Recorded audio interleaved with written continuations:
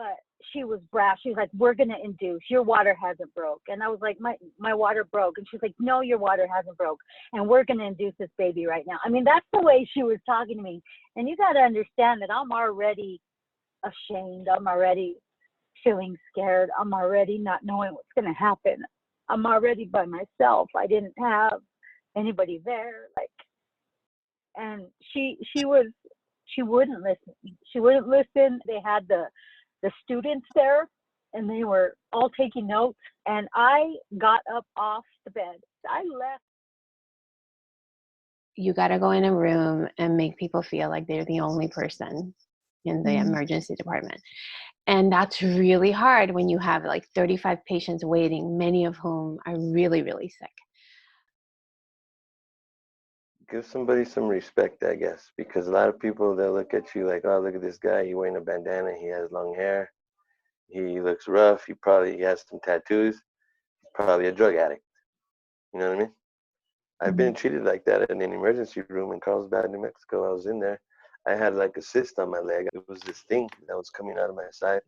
And the doctor looked at me and he said, oh, were you skin popping? Did you shoot up? And I was like, I don't even do drugs, man. You know what I mean? I told him I don't even do that. And he just looked at me like I was full of shit, and he cut it out and he left me there.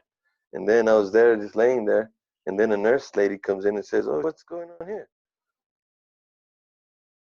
Some healthcare folks, not all, they'll make assumptions about sort of your dietary habits, your hygiene, and who you are as a person by virtue of like your gender.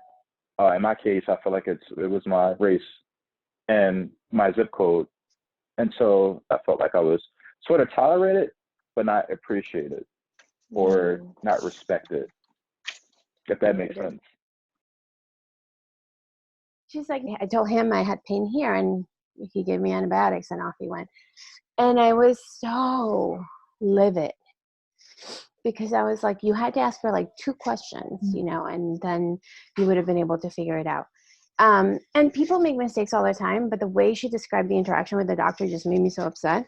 It is a diagnosis that you can miss, but it made me think, you know, had I gone with her, and I started going with her after that, I would have been like, I think it could be this and this and that. And I didn't want to be the annoying kind of like medical practitioner person coming in. But he didn't hear her, you know, he didn't listen. He just made an assumption. And I think in medicine, we do that, right? We hear abdominal pain, worst case scenario, most likely diagnosis. I need to just figure those 2 out. And he probably said, she's not going to die tonight. She's safe to go home. The most likely diagnosis is X. Boom, off she goes. But you really want to make that conclusion after you've asked like a few questions.